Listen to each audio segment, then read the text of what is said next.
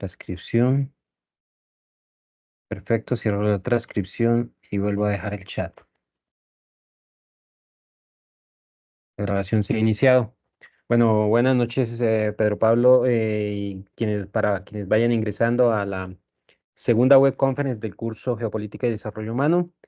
Reitero que esta grabación va a quedar y una vez termine la sesión, cuanto antes les divulgaré esa grabación de esta segunda web conference para que les sirva a ustedes como insumo para realizar sus actividades que están pendientes de entregar y que pues de este tema también hablaremos rápidamente. Hoy pues seré igual manera que en la reunión pasada, seré muy concreto, muy conciso, muy puntual en la temática. Me quiero básicamente contextualizar cómo les sirve esta temática para que ustedes desarrollen la tarea que ya inició, que está en curso, de las cuales ya muchos de ustedes iniciaron su entrada al foro, que se está desarrollando y de la cual vamos a hablar. Y sería la segunda web conference del curso, quedando una sola web conference, que sería la tercera que ya va que quedaría fijada para ya los últimos días cuando termine la fase intermedia e inicie la fase final del curso. En ese orden de ideas, pues entonces paso aquí a la presentación. Pues ya se saben los elementos básicos de este curso, ya en la web conference pasada se mencionaron. Quiero referirme a la agenda, precisamente a esa actividad que inició hace unos días y que es esa actividad tarea 3, que es la comprensión del desarrollo humano y la geopolítica contemporánea. Y entonces en eso también me voy a centrar el día de hoy, en la tarde de hoy, a divulgar estos elementos básicos de lo que es el desarrollo humano y la geopolítica contemporánea.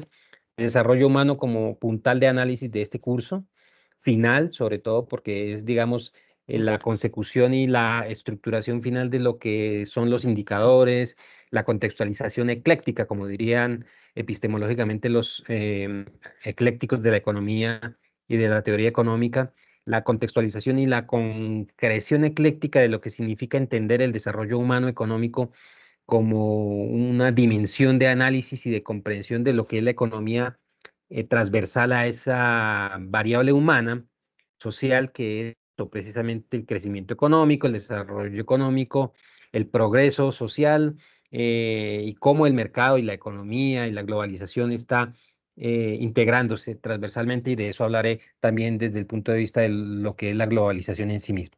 Esa tarea, entonces, que es la comprensión del desarrollo humano, vamos rápidamente aquí a mencionar lo que se dice en esa guía de actividades para esa tarea 3, que consiste en estructurar un informe escrito en Word para que a partir de unas lecturas que están aquí planteadas en la guía de actividades, digamos, se contesten unas preguntas, que es lo que se va a concretar en ese escrito. Por eso yo les hice en días pasados se hizo antes de Semana Santa, si no estoy mal, fue la última semana antes de Semana Santa, hicimos un CIPAS, en donde yo hablé mucho sobre elementos básicos de construcción de escritos. Cuando una tarea se basa en construir un escrito corto de 2, 3, 4, 5, 6, 7, hasta 8, 9 o 10 páginas, ese escrito corto sobre una temática que se lee, que se consulta aquí en los cursos en la UNAD, aquí en el programa de economía y en otros programas en donde hay este tipo de temáticas de orden económico, de orden teórico, acerca de la teoría económica, acerca de lo que es las ciencias económico-administrativas. Este tipo de cursos exigen este tipo de tareas, que son la construcción de escritos cortos, y en ese CIPA se hizo, lo que les hice fue, para quienes asistieron, también les dejé la grabación, si la vieron, pues bien, porque les sirve para guiarse cómo es que se estructura un escrito corto, cuáles son los criterios de construcción metodológicos de construir un escrito corto, una idea central, plasmar una idea central de unas fuentes de lectura. Y este ejercicio, esta tarea 3 tiene que ver con eso. Entonces, guíense por esos criterios que les he dado, que les sirven no solo para estas tareas de este curso, sino para otros cursos en donde se abordan este tipo de ejercicios teóricos, fuentes de consulta, y hay unos criterios para abordar los escritos, construir escritos, ensayos, párrafos. em, de eso se trata. Entonces, pues bueno, en términos generales espero que ese CIPA les haya servido, pero aquí para abordar el tema de esta tarea, pues es eso, es construir un escrito corto, Aquí la guía de actividades lo dice, cuántas páginas máximo, qué es lo que deben consultar. Y el segundo punto es ir y mirar el informe de desarrollo humano 2020 de las Naciones Unidas, que está en en nuestro curso, ahí en la unidad, si no estoy mal, en la unidad uno o en la unidad 2. Bueno, es en la unidad uno, sí, si no estoy mal, es en la unidad uno o en la unidad 2, me corregirán. Pero ahí está el informe de desarrollo humano del 2020. No puse y no he actualizado ese informe de desarrollo humano. ¿Por qué? Porque en ese informe se habla muy claramente de los objetivos de desarrollo del milenio, se hace alusión a todo el problema transversal medioambiental, a los retos que se tienen en cuanto al desafío del desarrollo humano frente a problemas muy actuales como el cambio climático. Los informes de desarrollo humano del 21, el del 22, que son los que estarían disponibles, pues tocan otros temas que de pronto para desarrollar esta tarea no consideré que fueran tan, digamos, tan contextuales. Me parece muy interesante ese del 2020, que sigue siendo válido, porque todos los informes de desarrollo humano y todos los aportes del desarrollo humano, desde la plataforma de las Naciones Unidas, desde la plataforma del Plan de las Naciones Unidas para el Desarrollo, PNUD, apuntan a los objetivos del milenio, pasan por elementos que tienen que ver con el desarrollo humano, la disminución de la pobreza, la sostenibilidad medioambiental, la no discriminación, el acceso a mejores condiciones de vida, etcétera. Entonces, todo tiene que ver con esto. Entonces, esa tarea es construir eso. Entonces, esos dos puntos se unen y en el segundo punto, sobre todo, se lee ese informe de las Naciones Unidas y se trata de cómo crear o dar los primeros brochazos o pincelazos o primeras opiniones para cómo sería un modelo de desarrollo humano basado en estos temas medioambientales. Ahí lo dice muy bien la guía y eso, por eso me gustó y me sigue gustando este informe de desarrollo humano del 2020, porque tiene mucho de dónde cortar. Y es construir ese escrito con esos dos puntos, contestar esas tres, cuatro, cinco, seis, siete preguntas quizá desde la A hasta la F y a construir esa aportación de un modelo de desarrollo humano, leerlo, ahí está el enlace, etcétera, etcétera. Bueno, es algo muy sencillo y pues construirlo tipo escrito, como les he venido yo diciendo que deban construir un escrito y bueno, ahí estaremos retroalimentando en estos días en el foro, ahí estaré ingresando, ya me he dado cuenta que han ingresado, ya han hecho sus aportaciones, pero les estaré dando como también unos tips o elementos para que vayan construyendo ese informe. Entonces, de eso se trata. Y el trabajo, pues, tienen que entregar pues ese informe final, el informe escrito en Word y el informe final ya entrega el grupo como tal, porque el trabajo en final ya como tal es colaborativo, lo suben al entorno de evaluación y el trabajo final es colaborativo y ya lo concreta el grupo como tal. Entonces, de eso se trata bueno, Pedro quiere preguntarme algo. Dígame, Pedro.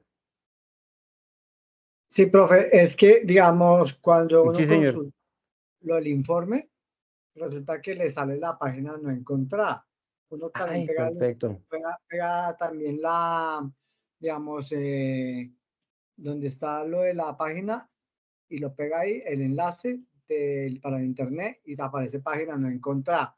Y lo mismo pasa con la lectura de Sutman, ¿sí? Sí, Sutman también sale que no se encuentra esa página, que no tiene acceso a esa página. O sea, son dos enlaces. El perfecto. informe Y no se gracias. muestra, no se deja ver, y la otra página para Sutman tampoco se deja ver.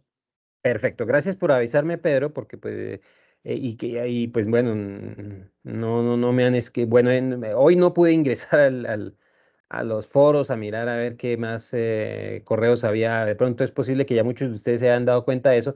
En el transcurso de hoy a mañana les estaré mirando y revisando y si hay que cambiar el enlace, yo se los divulgo, porque es que sucede que esos enlaces se caen porque por alguna razón técnica o porque simplemente las páginas ya dejan de existir y entonces es difícil saber cuándo se caen. Entonces, pudo haberse caído la semana pasada o lo renové yo la semana pasada y a los 2 días se cayó. Eso pasa con este tipo de fuentes.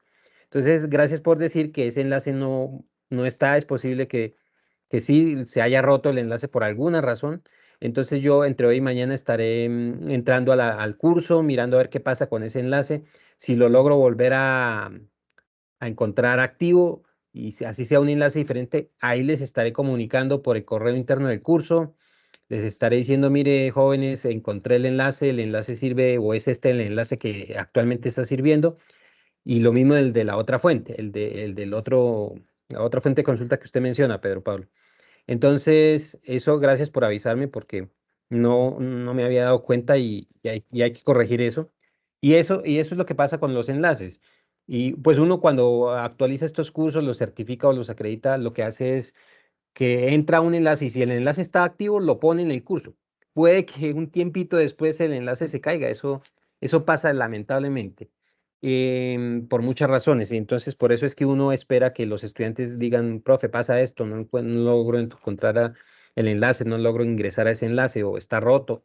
Entonces, eso, gracias por avisar, porque eso es lo que hay que de lo que uno tiene que estar permanentemente pendiente como director de curso y eso lo estaré mirando mañana. Entonces, gracias y bueno, entonces eso lo atinente a esta actividad.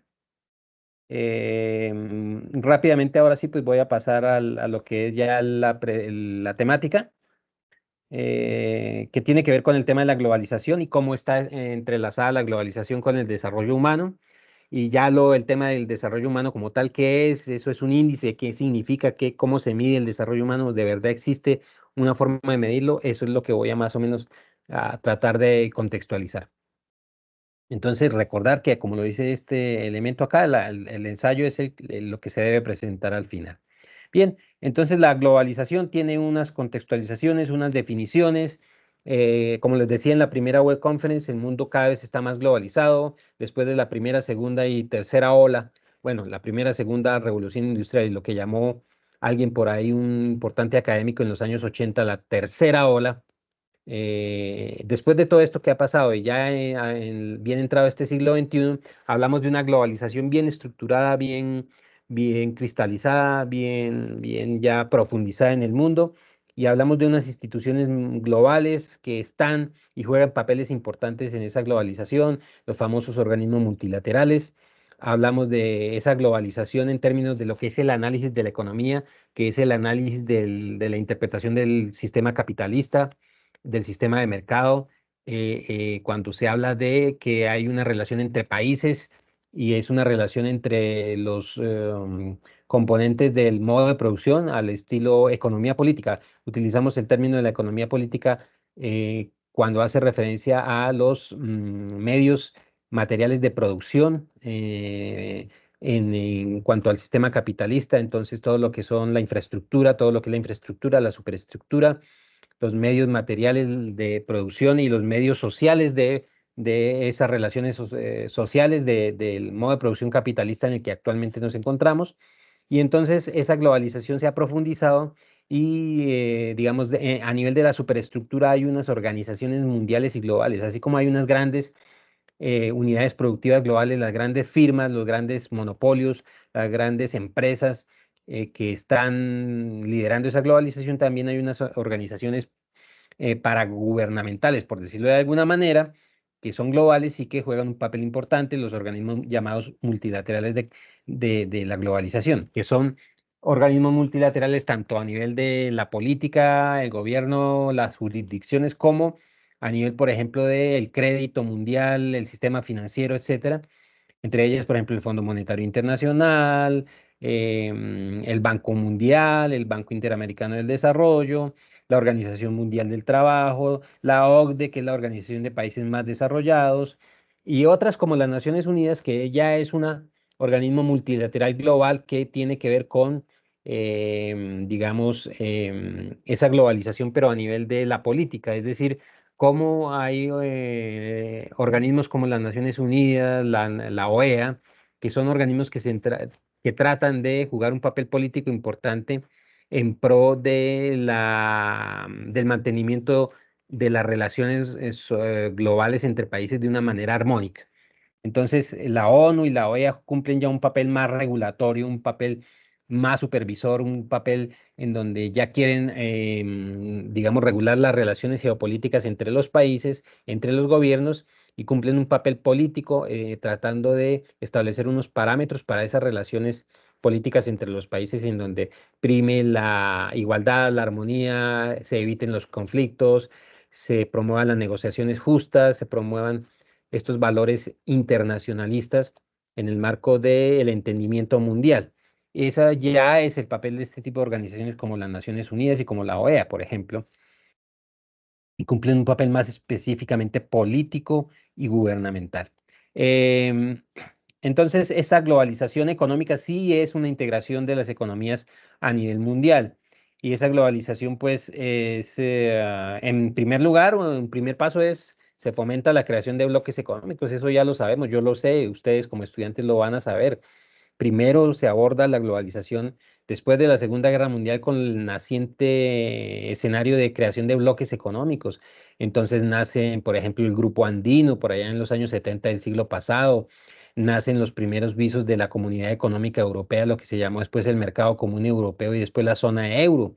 En los años 90, el Grupo de los Tres, el Tratado de Libre Comercio entre México, Estados Unidos y Canadá, los primeros visos de uniones por bloques en el sudeste asiático y luego en toda la zona Pacífico hoy en día. Nace toda la agrupación de países emergentes llamados PIRS, lo que son los países emergentes en donde está Rusia, China, está Irán, está Italia, está Brasil, Argentina, Chile. Nacen otros grupos y se van conformando esas globalizaciones a través, en una primera instancia, de bloques económicos y luego ya una globalización más eso, más general, de más profundidad, cuando hablamos de los tratados de libre comercio, del alcance de organizaciones globales económicas como la OMC, la Organización Mundial del Comercio, en donde se destaca la necesidad imperante de vinculación en la legislación de los países de el efecto de estos tratados, el cumplimiento sí o sí de los criterios de estos tratados, de las exigencias de estos tratados de libre comercio, de las legislaciones globales en cuanto, por ejemplo, al comercio justo, en cuanto a temas que tienen que ver con aranceles, con manejo del sistema financiero global, la tasa de cambio. Entonces se tienen que incluir unos parámetros globales y mundiales en el proceso de globalización en donde cada país involucrado tiene que cumplirlos, tiene que cumplir con los compromisos. No solo eso, está, por ejemplo, los parámetros globales de la Organización Mundial del Comercio y la Organización Mundial de la Salud, de la FAO, que es la Organización Global para los Procesos de Agricultura y Alimentación, y otros elementos como elementos que tienen que ver con la jurisprudencia y la jurisdicción de las legislaciones a nivel global y de los países, entonces las Cortes Internacionales de Justicia, la Corte Penal Internacional, la Corte Internacional de Justicia y todos estos elementos globalizantes de la vida económica, social, política y nacional de cada un país que se va integrando a la globalización. Entonces esas fases están así, pero la parte económica es crucial porque la parte económica es la que jalona el proceso de globalización. Y entonces es un proceso de liberalización de las economías, los países se abren al mercado mundial. Como lo decía en una pasada web conference, aquí hubo un proceso de apertura económica en todo el escenario de las economías. Me disculpa un momentico, Pedro Pablo, te contesto una llamada aquí urgente y ya. Ok, no hay problema.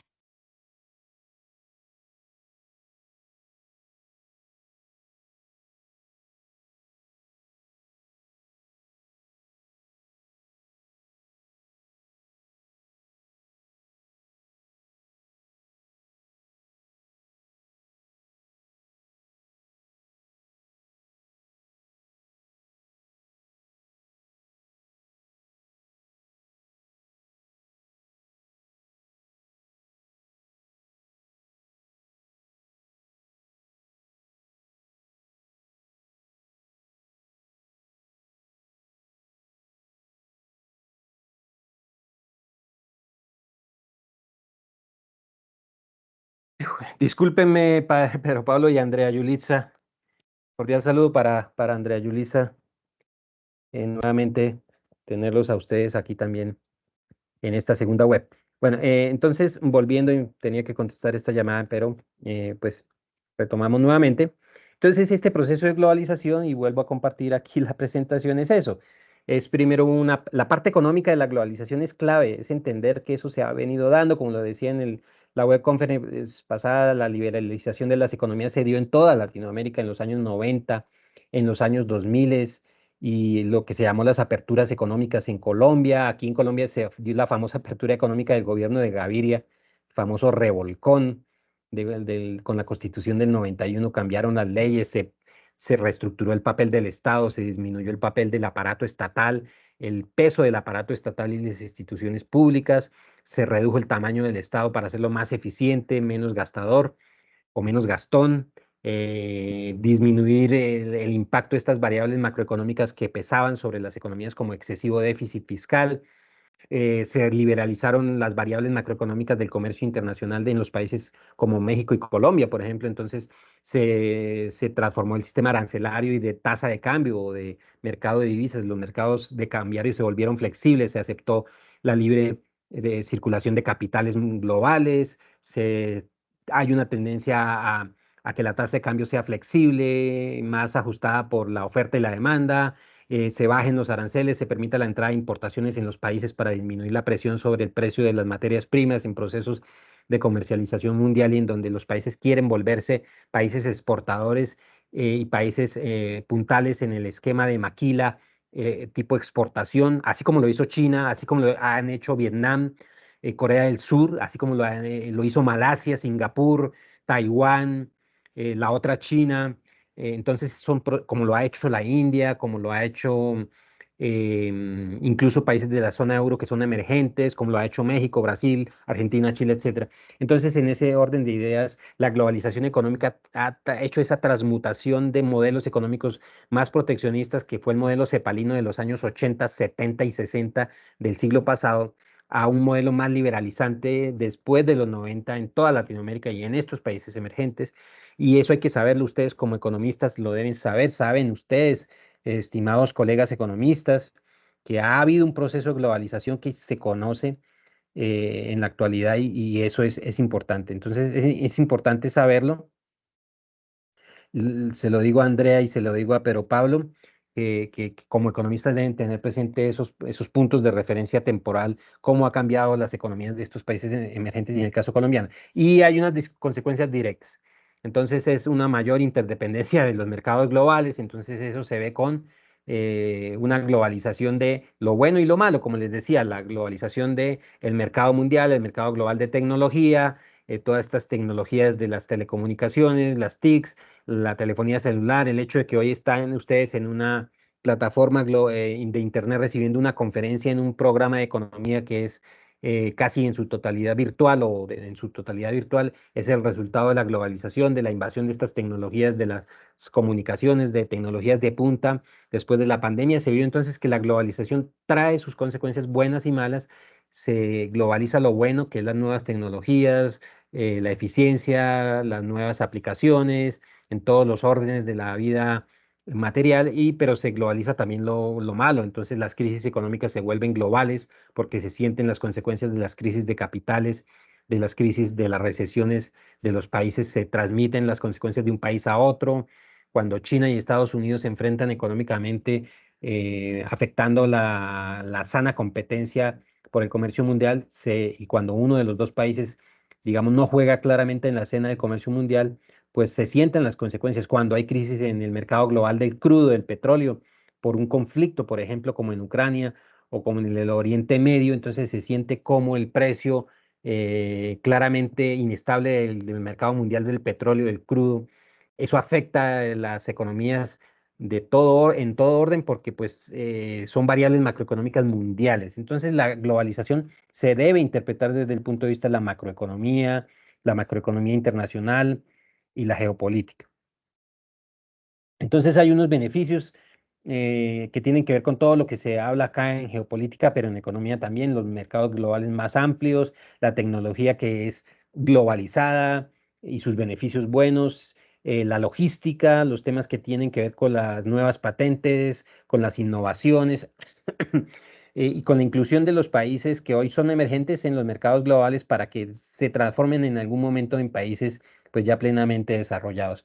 Y entonces eso es lo técnico en la globalización. Entonces, la logística, la eficiencia y la eficacia en la logística capitalista y del comercio mundial, los costes mínimos y la eficiencia vía precio en los mercados globales, cuando se produce más, de mejor calidad, más innovador, más eficiente y más barato.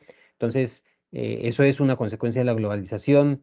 El cambio técnico al que hacían alusión los economistas neoclásicos, como Schumpeter y otros economistas como Kalecki, ya posclásicos, ellos hablaban mucho del cambio técnico y después se vino ya hablando de la innovación, de la tercera ola, se vino hablando en otros términos de lo que es esa nueva globalización y ese cambio técnico, cómo influye en la vida mundial, en la vida económica del globo, de los países. Entonces es importante porque tiene unos importantes escenarios y puntales que están relacionados con lo operativo de la economía, reducción de costes, eficiencia y eficacia y maximización de las utilidades, la conformación de bloques económicos, etcétera, etcétera. Y las ventajas comparativas, competitivas a las que hacía alusión David Ricardo, las ventajas de la no intervención en el comercio global a las que hacía alusión Smith, todo lo que tiene que ver con pues esta globalización y este cambio técnico y lo que es la destrucción creativa a la que hacía alusión, hicieron alusión hizo alusión la escuela austriaca en economía, en el pensamiento económico, luego estas escuelas posclásicas, el keynesianismo, la teoría de las escuelas de crecimiento con Kalecki y con otros representantes importantes, luego los post-keynesianos, Samuelson, los actuales premios Nobel de Economía que hablan de la globalización y sus efectos negativos, está Stiglitz, está Krugman, bueno, ustedes ya conocen a todos estos, está Sachs, Jeffrey Sachs, y todos estos representantes actuales de la economía que son importantes aportadores en las escuelas mundiales y en las academias mundiales en economía. Entonces, la geopolítica y la globalización van de la mano y la economía está metida ahí, el análisis económico está metido ahí. Por favor, tenerlo en cuenta. Se habla también de economía de aglomeración, se habla de nuevas formas de comercio y se habla de esa aceleración del progreso técnico. Entonces, aclarar que esas economías de aglomeración sí siguen teniendo relación con los clústeres, con los grupos económicos, con lo que en otra época se conocía como trust, como los famosos grupos monopólicos, la integración vertical, horizontal de las empresas, de las firmas. Entonces, una firma global como Nutresa o como Nestlé, que está controlada por los capitales monopolísticos importantes a nivel latinoamericano, los famosos grupos económicos de Latinoamérica o de Hispanoamérica, como el Grupo Aval, o como el Grupo Santander, que son los grupos financieros globales de origen español. Están los grupos económicos industriales en Estados Unidos, en Japón, en Corea. Están los grandes iconos monopólicos que siguen siendo la evidencia de que las economías de aglomeración existen, pero hoy en día existe una economía de aglomeración muy característica de los clústeres industriales físicos, todas las agrupaciones de las unidades destinadas a ese proceso de exportación, escenarios en los cuales, por ejemplo, se basó el desarrollo de China como país emergente que aplicó un modelo para la exportación de sus economías, formando clústeres industriales, zonas industriales portuarias, exentas de impuestos, lo que se llamaron las famosas zonas francas en el modelo chino y que se ha transmitido ello en estos países como Colombia, en donde hay zonas francas que promueven el desarrollo de clústeres para la integración vertical y horizontal de grupos empresariales industriales para el ensamblaje, para el cambio técnico, para sostener los procesos digamos, de agrupación estratégica de las empresas. Entonces, eso también es el puntal para nuevas formas de comercio. Se dice que se pasa de las ventajas comparativas y el comercio interindustrial al comercio intraindustrial. También es una verdad, pero todo es aprovechamiento de esas ventajas de las agrupaciones. Entonces sigue vigente la teoría del señor Ricardo de las ventajas comparativas y las ventajas frente a las ventajas competitivas. Entonces es un poco el aporte de Smith versus el aporte de Ricardo y luego ese aporte de la teoría del crecimiento y de la formación de grupos económicos para aprovechar las ventajas. Y entonces es como ver la economía cómo ha venido evolucionando. Aceleración del progreso técnico, pues es el aporte de la escuela austriaca, claro que sí, pero es una forma de verlo, pero es desde el punto de vista práctico, como se vea ya un poco al margen de lo que es la aportación de la teoría económica, es ver cómo es que la integración empresarial ayuda a la aceleración del progreso técnico en estos escenarios en donde hay el cambio técnico, la generación de nuevas tecnologías se hace a mayores velocidades. Entonces tiene que ver con ello. Y entonces seguimos hablando de más razones, la deslocalización o más consecuencias, deslocalización productiva, el crecimiento de bienes intangibles y la desmaterialización de la producción y de la empresa a favor de el crecimiento de economías intangibles. Lo intangible es lo que no se ve, entonces economías de servicios, se terceriza la economía, claro que también con aportaciones tecnológicas, entonces el hecho de que haya bienes intangibles tecnológicos también es importante. Servicios novedosos en la economía y el sector terciario a nivel global está aportando mucho en la dinámica de la economía. Ya no es el solo sector industrial, sino el sector de servicios en muchos escenarios. Estos elementos de lo que es la tecnología de las telecomunicaciones y otros, pues hablan de cómo se está tercerizando también la tecnología y entre esas circunstancias está la formación del capital humano, etcétera, etcétera. Esta tercerización también incluye problemas de derechos de propiedad, franquicias, derechos de autor, marcas, patentes, porque la marca y la patente está metida ahí también en la innovación y el cambio técnico y todo lo que tiene que ver con las agrupaciones empresariales. Entonces, franquicias, vuelvo y lo digo, el outsourcing, la marca, el blended como tal. Bueno, estos son elementos nuevos, un poco nuevos que están tomando mucha fuerza en la economía moderna. Hay unas razones ideológicas, es decir, no solo hay unas consecuencias físico-materiales de la globalización, sino también unas razones, por decirlo de alguna manera, me disculpan, voy a mirar aquí la conexión.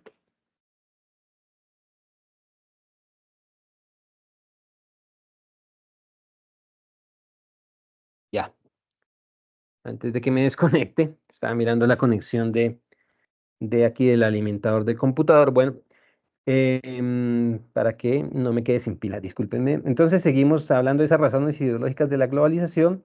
Eso viene, como les decía yo a ustedes, desde la revolución industrial, la primera revolución industrial, la segunda revolución industrial, luego vino la tercera ola del crecimiento global, cuando vienen los primeros escenarios de tercera revolución industrial, ya no basada el crecimiento en el maquinismo de la primera revolución industrial o en la fuerza del vapor o en la energía eléctrica y el petróleo, sino precisamente en la generación de esas nuevas tecnologías de la informática, lo que se llamó la tercera ola, a la cual hacía mención Alvin Toffler en su momento por ahí en los años 80 del siglo pasado. Hoy en día entonces esa integración y esa revolución industrial de cuarta generación quizá, basada en esas telecomunicaciones globales y en las tecnologías de los microprocesadores, etcétera, esto es muy revolucionario. Entonces, Adam Smith, David Ricardo, Stuart Mill, el liberalismo, la escuela austríaca están presentes ahí, digamos, como su puntal ideológico de esa globalización y el por qué existe y la describen y por qué se promueve la globalización, las ventajas comparativas y competitivas, por qué está ahí, por qué el sistema capitalista se adapta rápidamente y por qué los países se van integrando a esa globalización. Y luego viene pues lo que generó la crisis del año 29, cuando se cuestiona el sistema capitalista y liberal como tal, cuando viene Keynes y cuestiona todo el sistema y analiza el porqué y el porqué de las crisis del sistema capitalista, teniendo en cuenta que ya Marx había hecho una crítica a la economía clásica y no solo a la economía clásica, sino había hecho una crítica al sistema capitalista, pero sigue teniendo vigencia este escenario de la globalización con lo que es la comprensión de cómo va la dinámica de esa globalización con estas nuevas aportaciones de los teóricos que actualmente siguen tratando de entender el sistema, incluido el intento de comprender la última gran crisis del 2008 que se dio ya hace sus buenos años y cómo, por ejemplo, afectó la pandemia a la economía global hace unos años ya, que no se nos olvida. Y cómo el proteccionismo, los modelos proteccionistas pueden o no seguir jugando un papel. Entonces, esas economías alternativas que se resisten a ingresar a la globalización. Entonces, eso habla de unos elementos globales de la economía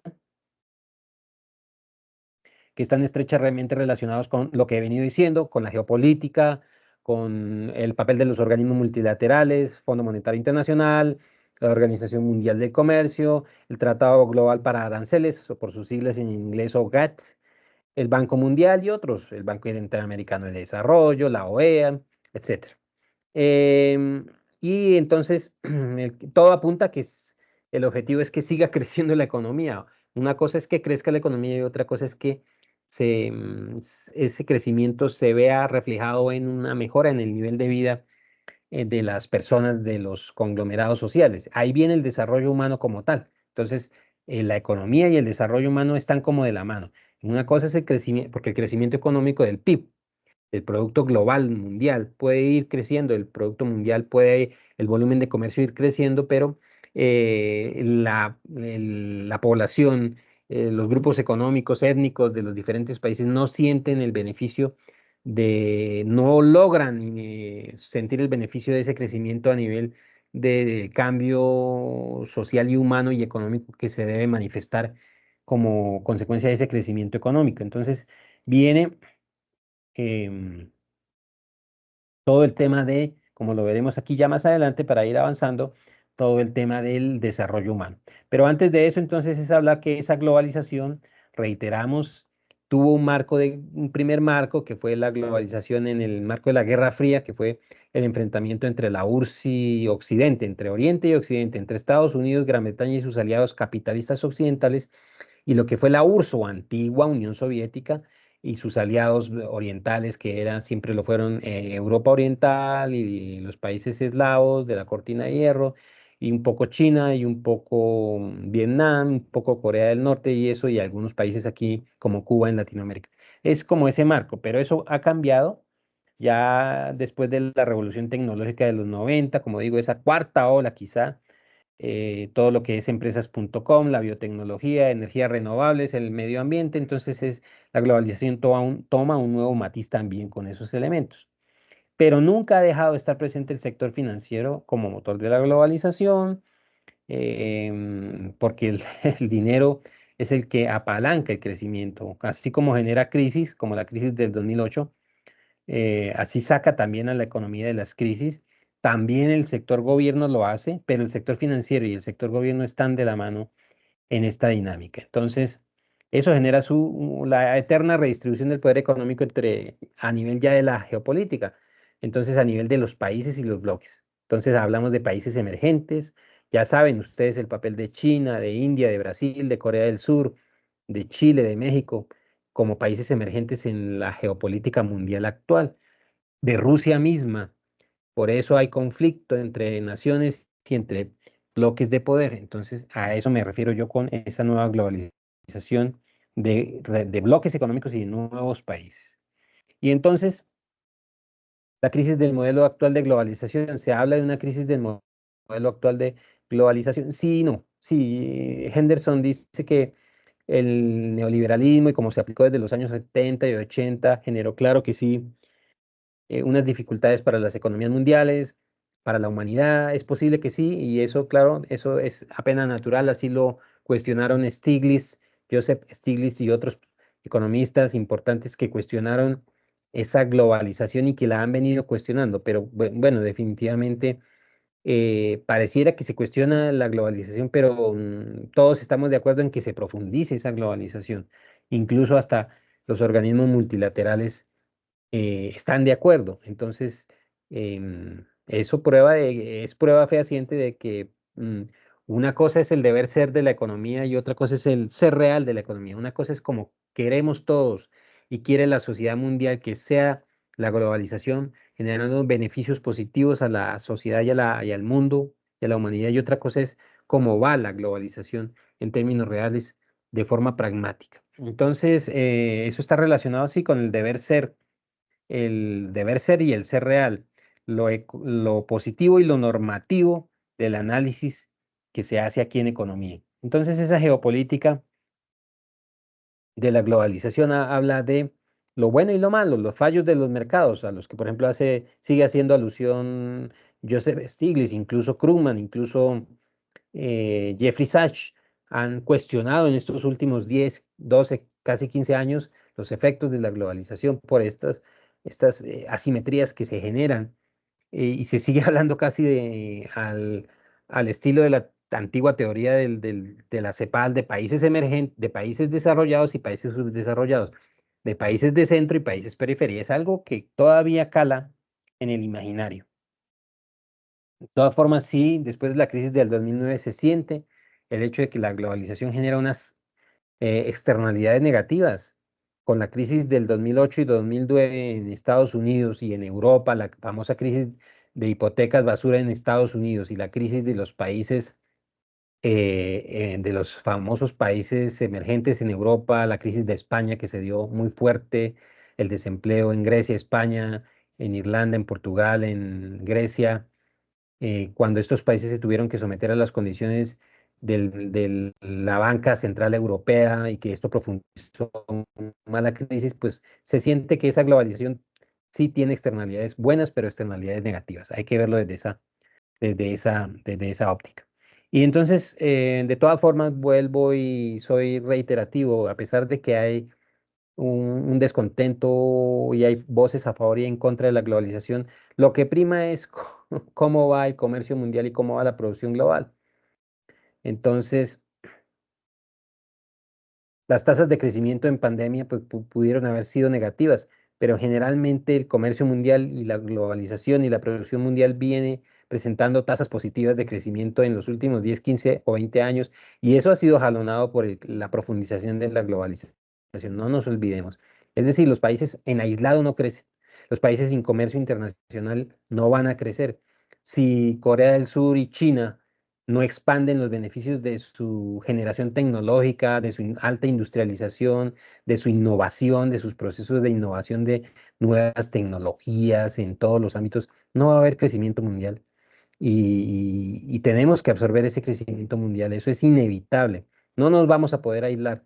Entonces el hecho de que todos en nuestras manos hoy tengamos un celular, un teléfono celular, un teléfono de estos de comunicación celular más barato y con más aplicaciones, ese es el resultado de este cambio técnico liderado por estos países, por esta globalización. Eso es innegable, eso es indudable. Entonces el comercio mundial, la producción mundial tenderá a crecer y a seguir profundizando ese escenario de globalización. Ahora bien, ya pasando al tema de la geopolítica y la globalización, pues vuelvo y reitero, como lo dije en la web conference pasada, aquí estoy pues repitiendo algunos elementicos de la web conference pasada para que no se nos olvide que hay problemas de globalización, que esos problemas se sienten entre ellos los problemas sociales y humanos. Así como crece el producto mundial y el comercio mundial, crecen problemas sociales y humanos a nivel de los países. Los problemas, los problemas humanitarios, los problemas socioeconómicos y ambientales, como por ejemplo las crisis humanitarias que se han dado en los últimos años por conflictos, por cambio climático, por el problema de la disminución de las fuentes hídricas, por el problema del aumento de las temperaturas. Esto genera migraciones. Entonces las migraciones por conflictos, por guerras civiles, por guerras étnicas, por cambio climático, por falta de agua, las migraciones están a la orden del día. Reitero yo, como lo dije en la pasada web conference, está el problema de Venezuela que se dio en unos años atrás, que se fue muy profundo, que ya se ha venido como mermando, pero esta fue una crisis humanitaria muy complicada, migratoria, que se da en todos los escenarios. Y entonces esta globalización, reitero aquí, antes de pasar al tema del desarrollo humano, sigo diciendo y sigo aquí argumentando que sí, es una forma de verlo, la globalización es un progreso para unos y es una marginalización para otros.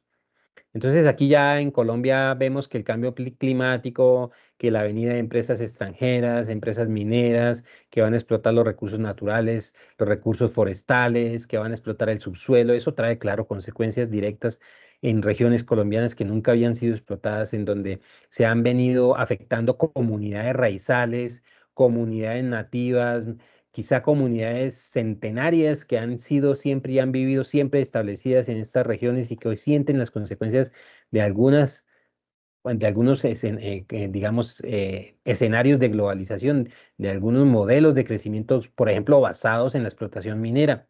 Porque, por ejemplo, no nos olvidemos que la explotación minera es la que sostiene actualmente la explotación de recursos que alimentan el desarrollo de la industria de alta tecnología, explotación de coltán, de nuevos minerales, de tierras raras, que solo se encuentran, por ejemplo, en estas zonas tropicales y que son importantes para que las grandes empresas que generan tecnología ya en los países tecnológicos como Corea, como China, como Europa, como Estados Unidos, generen con esa explotación minera de esos minerales y esos materiales que son importantes y costosísimos en el mercado mundial, que son importantes commodities como por ejemplo el coltán y otros, que generen esas nuevas tecnologías para aplicaciones técnicas. Entonces, nuevos materiales, nuevas aleaciones. Y claro, esperemos que algún día eso merme el efecto sobre el medio ambiente, cuando ya por ahí se está diciendo que las empresas chinas que generan estas tecnologías de, por ejemplo, de microdispositivos, van a tratar de generar nuevas tecnologías basadas en materiales que no afecten tanto al medio ambiente. Entonces ya no será tanto el coltán, sino otros materiales incluso más abundantes, incluso que el mismo silicio. Entonces, esto es una dinámica que puede cambiar, pero lo que está presente es que sí, esa globalización tecnológica, ese cambio técnico, también genera unas consecuencias. Y entonces, por ejemplo, aquí en estos países se ve el impacto de la minería, el impacto de la explotación petrolera, etcétera, etcétera. El problema del fracking, ¿no? El problema del fracking que está presente porque como ya el petróleo no abunda en el mar, como ya el petróleo no abunda en los pozos más profundos, hay que tratar de hacer fracking en zonas muy vulnerables ecológicamente como la zona andina en Sudamérica, en Colombia, en algunas zonas que son también muy frágiles ecológicamente, incluso en los mismos Estados Unidos y Europa.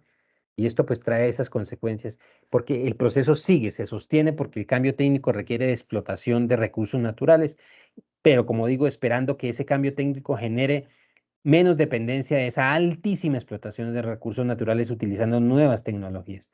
Entonces es como ver ese proceso dialéctico de contrarios, como lo diría la economía marxista, la dialéctica, el movimiento de contrarios, que es el movimiento que tenía ese modelo cepalino, que es el modelo centro-periferia, un poco sigue actual.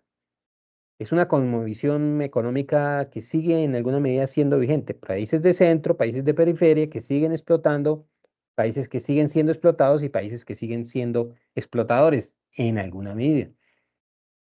La dependencia de la economía minera es eso, un poco eso, pero países emergentes se han convertido en eso, en países emergentes y potencias militares incluso como Rusia, porque ellos siguen esa explotación basada, ese crecimiento basado en la explotación minera. Entonces, Rusia es potencia también por la explotación muy activa de sus yacimientos petroleros. Es un país con una alta dependencia de una economía minera energética, los yacimientos de gas natural de Rusia, los yacimientos de gas natural de la Europa Oriental, del mar Báltico, del mar Negro, del mar Caspio, que alimentan todas la transmisión de fuentes energéticas para Europa Occidental, y esto genera problemas de geopolítica, como el conflicto entre Rusia y Europa, y el hecho de que Rusia no quiera injerencia en sus territorios cercanos como Ucrania y genere un conflicto y una guerra, pues es el resultado de eso. Y la amenaza que hace Rusia precisamente para, digamos, sabotear el mercado europeo de energéticos, cerrando el grifo, como dirían, o cerrando digamos, afectando la normal disposición de recursos energéticos como gas y petróleo para el funcionamiento normal de estos países. Eso es el resultado de ese enfrentamiento dialéctico entre países emergentes, países potencias actuales y países ya digamos que son los países tradicionales potencias como Europa Occidental, Gran Bretaña, Francia, Estados Unidos, etcétera. Entonces, esa es una forma de verlo. Ya hay otros problemas colaterales relacionados, globalización, de la globalización como el desempleo sigue manteniéndose, sigue habiendo una especie de políticas semicolonialistas hasta cierto punto, cuando se habla de la injerencia de países europeos como España, Italia, Portugal, en algunos escenarios, en países que ya se habían librado políticamente como países del centro de África o del norte de África, como en esos procesos de neocolonización que ya habían, digamos, ganado la independencia, lo que fue Libia, lo que fue em, la zona de Medio Oriente, que ya pues se libró de de la injerencia británica y francesa, lo que hoy es Etiopía, el norte de África, de la injerencia italiana, España con Marruecos, todavía pareciera que priman esos intereses neocolonialistas y muchos otros tipos de conflictos bélicos, factores demográficos, los mismos desastres naturales y todo lo que genera la problemática de la migración. Bueno, y todo esto lo tiene que enfrentar el desarrollo humano y ya no es la misma economía, sino es el desarrollo humano como lo veremos más adelante, pero sigue habiendo una dinámica que se alimenta con otros escenarios muy complejos, como lo vemos aquí, que no he mencionado, y es el hecho de que, por ejemplo, persisten los problemas de concentración de la riqueza. Y en ese club de nuevos ricos, de países nuevos ricos, pues los cuales son Corea, Taiwán, Singapur, Hong Kong, China, Brasil, que son esos países emergentes, ellos entran a ese club, como lo diríamos, de países que están jalonando ese crecimiento con exportaciones, con comercio internacional. Incluso están entrando nuevos países de zonas que no eran tradicionalmente dinámicas como países africanos que se están convirtiendo en países emergentes y que están entrando a esa dinámica global. Países del sudeste asiático, está Vietnam, que está siendo muy dinámico, está Polonia, que es un antiguo país de la antigua Unión Soviética, de la órbita de la cortina de hierro. Polonia fue un país de la influencia soviética, pero que después de que se desparpaja de lo que fue el comunismo, entró en una senda de reestructuración de sus economías y en una nueva senda de crecimiento y juega un papel importante. Entonces, sigue las disparidades entre los países. Aquí ya entonces se habla de esas estadísticas que mencionan y denuncian esas desigualdades y esa es la consecuencia de la globalización. Y se sigue hablando de que el 1% más rico controla el más del 80% de la riqueza, de los activos globales. Se sigue hablando de que el 1% más rico de la población posee más del doble de la riqueza, que es aproximadamente el producto de 6.900 millones de personas. Se sigue hablando de los problemas sociales y no solo étnicos, sino sociales y de grupos sociales y humanos, como el problema de la educación, del acceso a recursos básicos. Se sigue hablando del problema de acceder a una remuneración mínima justa. Entonces se habla mucho del ingreso mínimo diario al que acceden la mayor parte de las personas en el mundo, dispares de los ingresos promedio a los que accede, por ejemplo, un habitante o un ciudadano de Corea, de Japón o de Europa o de Estados Unidos o de Canadá o de Alemania. Se sigue hablando de las desigualdades, se sigue hablando de los que tienen y de los que no tienen. Entonces, de esto ya se viene a ocupar el desarrollo humano. Entonces, este desarrollo humano es un concepto que nace allá por la época del PNUD o PUND, por sus siglas en inglés y en español, que fue el famoso Plan de las Naciones Unidas para el Desarrollo, que se comenzó a establecer por allá entre los años 60 y 70. Bueno, me corregirán. En ese escenario, ese fue un escenario que comenzó a desplegar las Naciones Unidas, que fue realmente un escenario de cooperación global para el desarrollo, cooperación internacional de esta agencia para promover el desarrollo humano igualitario en condiciones de acceso a bienes básicos, acceso a servicios básicos por parte de las poblaciones más vulnerables del globo, en todos los continentes, sobre todo en países subdesarrollados de Latinoamérica y del sudeste asiático y del África. Y por allá se habla del desarrollo humano y es entonces con el aporte de estos economistas, pensadores, filósofos, burócratas, etcétera, que estaban allí involucrados con las Naciones Unidas en el contexto de ese plan de las Naciones Unidas para el Desarrollo Humano, como por ejemplo Amartya Sen, es cuando se comienza a hablar. El economista Amartya Sen comienza a hacer avances y comienza a hacer como a crear ese escenario teórico y de comprensión del desarrollo humano desde la plataforma de estas importantes organizaciones multilaterales como las Naciones Unidas, como la FAO, como la OMC, y entonces se comienza a hablar del objetivo del desarrollo humano.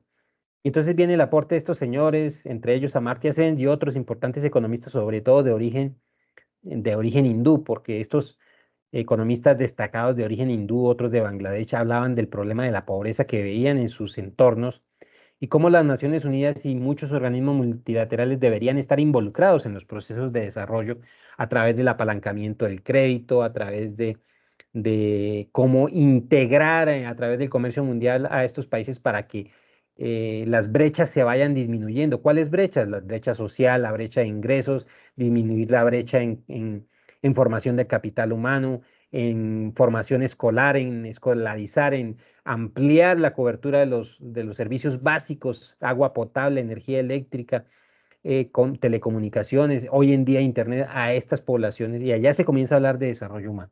Y entonces eso viene de los años 60 y 70, por allá en los años 80 con el aporte de Amartya Sen, como les decía, se comenzó a hablar del problema del desarrollo humano y viene después el mismo Amartya Sen hace aportaciones a lo que es la filosofía de la economía del desarrollo humano con su visión de lo que es la libertad. Entonces la libertad y el desarrollo humano es una variable importante, es, digamos, es un corolario importante para este señor economista y por eso es un referente de consulta aquí en estos cursos de desarrollo humano hablar de Amartya Sen y sus aportaciones, porque él es el que habla, establece los criterios para entender qué debe ser el desarrollo humano, económico, social y material, como una precondición para concretizar y apalancar la verdadera visión o el verdadero imaginario de lo que es la libertad humana, porque no hay libertad humana si no hay un radio de acción justo material, es decir, tenemos libertad en la medida en que tengamos una vida justa material digna, tenemos cierta autonomía para decidir como ciudadanos y como componentes de un grupo social y como componente de una nación y como ciudadanos de un país estaremos más integrados bajo esos criterios de libre decisión, de libertad, de realización social, humana, psicológica, material, en cuanto a sus valores, si se accede a un mayor progreso económico. Ese es, digamos, el puntal filosófico de lo que es la teoría del desarrollo humano y la libertad. Y las libertades desde el punto de vista de estos aportadores como Amartya Sen. Entonces se habla de ese desarrollo humano, entonces se habla de la universalidad y la equidad, se habla del desarrollo humano para todos, se habla del desarrollo humano orientado a la inclusión de las personas más vulnerables, de los grupos humanos más vulnerables en las políticas públicas. Y entonces ya se obliga a los gobiernos de los países emergentes a hablar de políticas públicas incluyentes, ya no solo política económica, sino políticas públicas incluyentes. Y esto nace allá con estos criterios de las Naciones Unidas. Y entonces se habla de los objetivos de desarrollo del milenio ya a finales del siglo pasado, la Agenda 2020, la Agenda 2030, los objetivos de desarrollo sostenible del milenio, que son más de 15 o 15 aproximadamente, pero todos permean mucho el problema de la sostenibilidad ambiental, la dignidad humana, el mínimo de ingresos, la cobertura en servicios, la cobertura, digamos, para lograr un nivel de vida un material más equitativo, más universal. Entonces, hay unas bases conceptuales del desarrollo humano, esos elementos que tienen que ver con el bienestar social como objetivo, el deber ser de la economía, ¿no? Yo hablo aquí del deber ser frente al ser real, lo normativo, que es lo que quisiéramos que sea y funcionara como quisiéramos, y lo positivo, que es las cosas como realmente son. Así que éramos un deber ser de bienestar social global más equitativo. La economía tiene limitantes en su funcionamiento y en su dinámica y solo se logra a través del crecimiento, solo se logra a través del progreso económico, de un crecimiento sostenido de los sectores económicos, de una distribución más equitativa de esos beneficios en las comunidades, en los grupos humanos, en los países.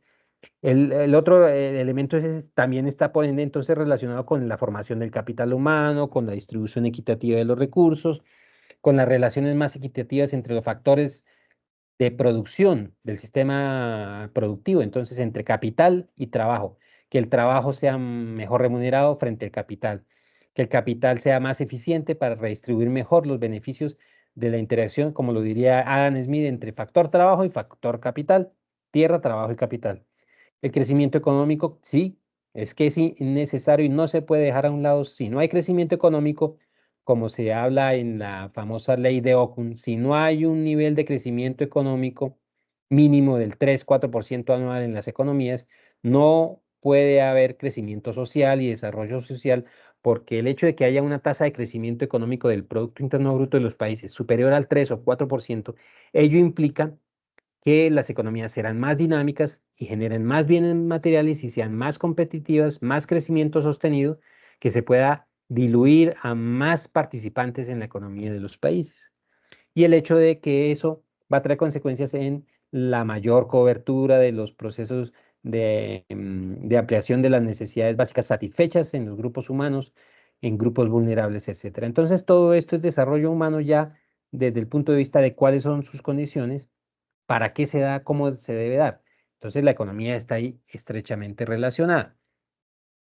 Entonces, ya entrando en este tema del desarrollo humano, vamos a seguir avanzando aquí con esta conceptualización. Hablando ya desde el desarrollo humano, desde sus bases conceptuales de las Naciones Unidas, rápidamente. Entonces, reitero y les decía que nace allá el imaginario del desarrollo humano en lo que fue otrora conocido como el Programa Mundial de las Naciones Unidas para el Desarrollo Humano, el PNUD, o por sus siglas en inglés el PDUN. Entonces surge por allá algo muy puntual, que era como una especie de diagnóstico que las Naciones Unidas comenzaron a hacer a nivel de cada país. Y fue el famoso informe sobre desarrollo humano, al cual yo hago alusión, al que se hace alusión en esta tarea que tienen que entregar, y surge por allá en los años 90, entonces los famosos informes sobre desarrollo humano de las Naciones Unidas, que hablan de todos los temas, que hablan de los objetivos del milenio, que tienen que estar presentes. Entonces, en esos informes de desarrollo humano se comenzó a estructurar una forma de medir el progreso humano, el desarrollo humano. ¿Cómo medimos el desarrollo humano? Por cobertura escolar, de nivel de escolarización, grados de primaria y secundaria cursados por las personas. ¿Cómo medimos el desarrollo humano? Por ingresos mínimos mensuales o diarios percibidos por una persona en un país determinado en ingreso en dólares. ¿Cómo medimos el desarrollo humano? Por ingreso promedio. ¿Cómo medimos el desarrollo humano? Por cobertura de servicios básicos sanitarios como agua potable y energía eléctrica. ¿Cómo medimos el desarrollo humano? Por acceso al alcantarillado en las comunidades, en las barriadas, en los barrios, en las veredas. ¿Cómo medimos el desarrollo humano? Entonces nace el concepto de medirlo, diagnosticarlo, y con esas mediciones generar unas estadísticas para diagnosticar. Dato es importante en los procesos de análisis, como les decía yo a ustedes, para generar diagnósticos. Y entonces las ciencias económicas quieren generar diagnósticos y a través de esos diagnósticos hablar de las cifras. Y con las cifras se puede hablar de cómo se está desempeñando una economía, no solo a nivel de la economía, sino a nivel del desarrollo humano. Entonces nace el papel de los famosos índices. Y los índices son números finales, números que resumen porque están compuestos por más números que son promediados, ponderados, para lanzar una cifra final que da para muchas interpretaciones y que debe ser interpretada en su contexto para decir o para diagnosticar cómo está el estado o de una economía o de un país en los temas de desarrollo humano, de cobertura, de crecimiento económico, etcétera. Entonces, Amartya Sen y el señor Hack, aquí esa pronunciación del apellido Hack, no sé si esté castellanizada y si se pronuncia así, pero el señor Mahbub Haq, por decirlo de alguna manera castellanizado, es muy famoso, y el señor Amartya Sen de la India, Haq pakistaní y Amartya Sen de la India, fueron los que, como les digo, construyeron y constituyeron esa construcción de esa visión medible, ecléctica de lo que es ver el desarrollo humano como algo medible, como algo que es tangible y es ecléctico, como lo diría la teoría económica clásica. Y entonces nace el IDH, el famoso Índice de Desarrollo Humano, que tiene muchos subíndices, muchos subcomponentes, y que cuando ustedes vayan a leer ese informe de las Naciones Unidas para el desarrollo, que está ahí en la guía de actividades, el informe de las Naciones Unidas de Desarrollo Humano, que está ahí en la guía de actividades que tienen que leer, lo que está en inglés y está en español, ustedes se van a dar cuenta de todos los ítems que toca el informe desde escolaridad, pasando por cobertura de servicios, todos los elementos que tienen que ver con calidad de educación, con acceso incluso con acceso al ocio, hasta variables que tienen que ver con acceso al ocio y que pueden ser medidas, variables que tienen que ver con acceso a medicinas, a sanidad, a cobertura sanitaria en todos los aspectos, desde lo más básico como el consumo de proteínas diarias y calorías diarias hasta el consumo de verduras y hortalizas en la dieta alimentaria de los infantes entre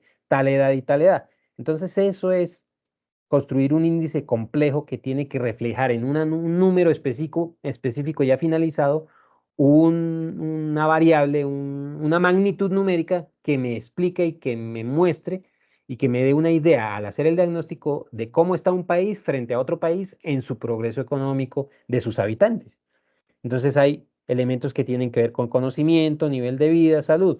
Entonces lo que les decía, en conocimiento, años de escolaridad para adultos, para niños, expectativas de escolaridad, seguir profundizando la escolarización, hasta dónde llegan las personas en un país como Bangladesh, hasta la secundaria, hasta la educación superior, educación técnica, son capaces de generar, por ejemplo, conocimiento técnico de avanzada, los escolarizados en la China o hasta dónde llegan el promedio de escolarización, sí, o por lo menos países o habitantes de países africanos sí logran escolaridad plena y se alejan de las tasas de analfabetismo y así sucesivamente. Problemas de nivel de vida, como les decía, el ingreso per cápita percibido promedio de una persona en un país como, o en una zona como África Ecuatorial, o en un país como Sudáfrica, o Lesoto, o en un país como Marruecos, o comparados con países como Finlandia, o Estonia, o Lituania y todo lo que tiene que ver con necesidades básicas insatisfechas desde, como les decía, alimentación, acceso, consumo de calóricos, proteínas, consumo de verduras, todo esto es muestra el nivel de desarrollo de los grupos humanos. Y la salud, la esperanza de vida, que es muy común, pero que está estrechamente relacionados con estos otros tipos de medición que tienen que ver con acceso a servicios de salud, por ejemplo, urgencias, planes de medicina prepagada, hasta donde las enfermedades huérfanas o las enfermedades estas que persisten que tienen que ver con malformaciones y que persisten mucho en ciertas comunidades que pues están en una precariedad importante, son combatidas problemas digamos, de corrección de enfermedades que persisten como a nivel, enfermedades visuales, malformaciones óseas, que se dan, por ejemplo, por falta de acceso a niveles mínimos de nutrición, etcétera, etcétera. Y esto está relacionado y va de la mano con las políticas públicas, que son preventivas, que atienden estos elementos, y ahí está la política pública involucrada. Por eso, CEN y estos teóricos del desarrollo humano hablan mucho de las políticas públicas para la equidad. Entonces, estos índices son números, como les digo. Entonces, un índice de uno puede decir muchas cosas. Yo puedo tener un índice de uno por ejemplo, de escolaridad, que significa un máximo, o puedo tener un índice de uno en eficiencia en desempeño laboral. Entonces, si me ponen uno en desempeño laboral, quiere decir que de 0 a 1 o de 0 a 100%, por decirlo de alguna forma, o entre 0 y 1 en cifras con varios decimales, pues obtendré el máximo nivel de uno, pasando por 0,5, 0,2, 0,3, 0,7 y 0,8, casi aproximado a 1, 0,9, 0,99, 0,8, etcétera. Entonces es un índice que, como cualquier índice, se mide desde lo muy bajo hasta lo muy alto en promedio. En ese orden de ideas, es un índice interpretable y se utiliza para hacer comparaciones. Entonces, por lo menos aquí en este caso, el IDH tiene un máximo de 1, como cualquier índice compuesto, promedio ponderado, y un mínimo de 0, por ejemplo. Y entonces, como en términos ya eclécticos y coloquiales, cómo se aplica, cómo se estructura, cómo se interpreta, cómo se compara. Entonces, en este mapa se puede ver muy fácilmente. Los países que están en color verde oscuro son los países que tienen por procesos de medición que se han hecho previamente, que las Naciones Unidas en colaboración con los organismos e instituciones de medición han hecho. Por ejemplo, entonces las Naciones Unidas le pide al gobierno colombiano a través del DANE que despliegue y aplique la medición del índice de desarrollo humano y de necesidades básicas insatisfechas en Colombia en muestras, en un muestreo, en las famosas encuestas a los hogares que hace el DANE periódicamente cuando va a las casas a preguntar si tiene acceso a agua potable, si el hogar que está ubicado en esa zona, en ese barrio, tiene acceso a internet, a luz eléctrica, tiene alcantarillado, cuántos baños tiene, si tiene una letrina o tiene un baño o si tiene un lavamanos o un lavatril. Y entonces ahí va diciendo, sí, en Colombia la cobertura, por ejemplo, a energía eléctrica, a servicios de agua potable, si el agua es consumible en el hogar o la vivienda o no es consumible o tienen que hervirla. Y entonces estas encuestas de estos organismos de medición de los países colaboran a la construcción e interpretación de lo que las Naciones Unidas les pide hagan para construir los famosos IDH de cada país. Y entonces termina diciendo, por ejemplo, después de un estudio largo y una encuesta larga, el DANE, por ejemplo, diciendo que Colombia es el que está en verde clarito ahí, tiene un índice de desarrollo humano entre 0,7 y 0,79. Es un índice de desarrollo humano que puede considerarse, por lo menos para ese año en que se hizo esa medición de esta gráfica, podría considerarse pues relativamente alto. Pero países como, por ejemplo, Bolivia ya tienen un índice que ya no es tan alto, que puede ser medio. O países que como Canadá, como Finlandia, Suecia, Noruega o Australia, países que tienen un índice de casi 0,1, 0,99, con un índice muy alto de desarrollo humano. Así se interpreta. Y países que están en rojo definitivamente, o porque no tienen datos o porque sus índices de desarrollo humano y social muy precarios, entonces de índices de 0,3. Y eso en el mapeo mundial nos indica que hay países que ya están ingresando a cerrar esas brechas de falta de equidad en sus escenarios de crecimiento económico y desarrollo humano. Entonces, si comparamos, por ejemplo, la China de hoy en día, que tiene un índice de desarrollo humano de 0,7, con los niveles de desarrollo humano de la China en los años 40 o antes de los años 20 del siglo pasado, pues obviamente puede haber unas diferencias grandes, muy complejas, y eso prueba el proceso de desarrollo que a raíz de la globalización, el capitalismo, la transformación en la estructura económica industrial, etcétera, se han venido involucrando estos países. Y países como Chile y Argentina, sobre todo países como Chile, países como Australia, Nueva Zelanda, Canadá o España, que se han incorporado a estos procesos en donde la globalización, el crecimiento industrial, el proceso gubernamental, las políticas públicas, la incorporación de tecnologías a sus industrias, pues han mejorado sus índices de desarrollo humano porque su bienestar económico ha aumentado. Y que es el caso no solo de estos países, sino países de posguerra como Japón y Corea del Sur, que se han incorporado a estos procesos, pero la persistencia de bajos índices de desarrollo humano en países como la zona centroamericana, países del norte de África, como les decía, países de la parte ecuatorial de África, el Congo y otros países en donde persisten los precarios indicadores de desarrollo humano. Entonces, esto era lo que les quería mostrar a ustedes sobre el desarrollo humano, todos los antecedentes, de dónde viene la parte del desarrollo humano. Ya para finalizar, les agradezco mucho. Como les decía, iba a ser muy puntual en esta exposición sobre desarrollo humano a Pablo y a Andrea. No sé si hay alguna duda sobre la realización de la tarea o sobre esta temática. Quiero que no vaya a ser pues muy compleja. Es algo muy sencillo, la interpretación del índice de desarrollo humano, muy sencillo, y ustedes a partir de ahí pueden llegar a inferencias lógicas y analíticas en sus fuentes de consulta muy importantes, porque pueden echar, como dicen, como se dice en economía, mucha cháchara en el escrito y mucho análisis y mucho aporte a través de la interpretación de estas fuentes que se tienen ahí, de lo que tienen en el informe de desarrollo humano que está ahí en la guía. Entonces, son elementos importantes que pueden dar mucha tela que cortar. No sé, Pedro o Andrea, si tienen algo por preguntar, ya para ir finalizando aquí esta presentación que ha sido muy rápida. Hoy en día quería ser muy puntual, muy conciso, porque el tema ya es mucho más conciso, mucho más específico. Entonces, Pedro y Andrea, no sé si hay algo por decir, algún comentario, alguna duda, ya para finalizar.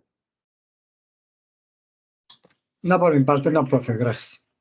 Bueno, muchas gracias. Entonces, bueno, recordarles que si tienen alguna duda en la realización de esta tercera tarea, que es muy sencilla,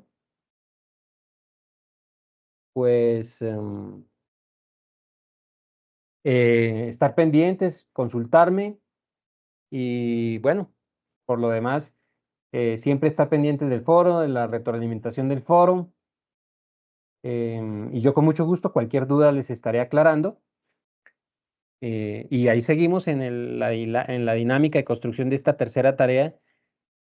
Cualquier duda, por favor, al chat, a nuestro grupo de Teams, al correo interno, aquí por el Teams, por el grupo, cualquier duda, con mucho gusto.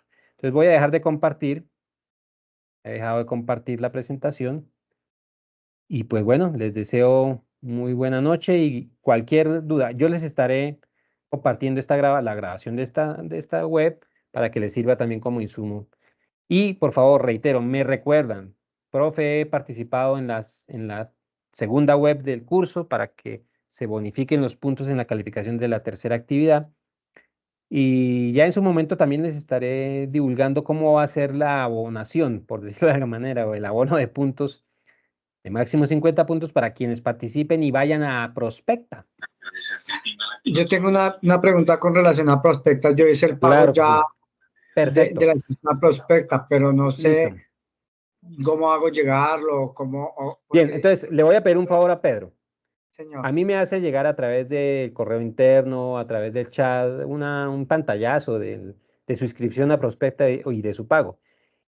¿Cómo va a funcionar? Entonces, una vez yo tenga, por ejemplo, en mi curso, yo tenga y yo sepa que usted ya se inscribió, que asistió a una conferencia. Bueno, entonces Pedro asistió a una conferencia, me presenta un resumen de la conferencia X que se presentó el día tal de Prospecta. Entonces, si es un resumen y todo muy bien hecho, van los 50 puntos adicionales. Así es que se va a aplicar, ¿sí? Fuera de eso, con el recibo de inscripción, yo sé que usted hizo la gestión de inscribirse y que va de una u otra forma, o virtual o presencial, a meterse a las conferencias. Entonces, esos son los dos elementos. Primero, que sepa yo que esté inscrito y segundo, que sepa que, que en cada conferencia que vaya a entrar, al final hace un resumen, si es a una o dos, con solo una, para mí con solo una que haga que ingrese a una conferencia, a la conferencia del conferencista internacional del día jueves, por ejemplo. Y allá entonces usted entra, escucha al hombre, hace un resumen, un pequeño escrito de 2 paginitas, dice, el conferencista tal dijo tal cosa. Y me presenta eso, y yo ya tengo evidencia. Es listo, básicamente, profe. perdón.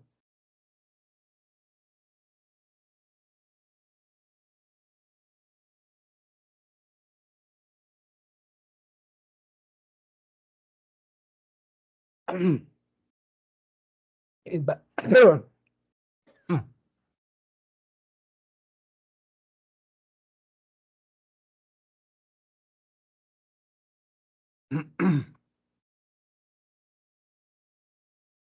Bueno, es básicamente eso, no siendo más. Disculpa, Tranquilo, no hay problema. voy a dejar de grabar. Y entonces así quedamos. Cualquier duda, ya saben. Listo, Muchas profe. gracias. Muchas gracias. Muy Buenas bien. noches.